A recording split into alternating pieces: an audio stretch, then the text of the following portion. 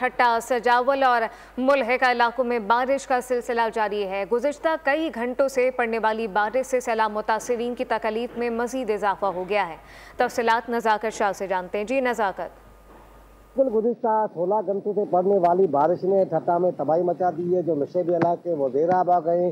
खुसूसन जो आपको बताएंगे इस वक्त जो सैलाब मुतासरीन है जिन्होंने दरिया सिंध के किनारों पर जो हिफाजती पुश्तें वहाँ पर पना ली थी, वह बारिश के बाद उनकी मुश्किलातों में दुगना इजाफा हो गया। उनके पास न टेंट है न जो कुछ ऐसा सामान है जिससे वो अपने आप को बचा सके। इस वक्त उन्होंने जो आर्जी झुपड़ियाँ बनाई थी उनमें से भी पानी टपक रहा है, जिसके बाद उनके बच्चे बुजुर्ग जो दीगर जो बीमार अफराद है वो इस वक्त सख्त परेशानी से दो चार। इनका कहना है यहाँ पर तकरीबन 100 से ज्यादा उनके घर जो एक रमजान मल्ला के थे वो हिफाजती पनाह पर हिफाजती बंदों पर उन्होंने पनाह ली थी, मगर जो डिस्ट्रिक्ट इंतजामिया की जानिब से उनको 20 या 25 टेंट मिले। बाकी 70 जो 80 घर है वो इस वक्त दो चार है। इस वक्त आपको सब्सक्राइब करें और बेल दबाएं ताकि कोई खबर रह न जाए।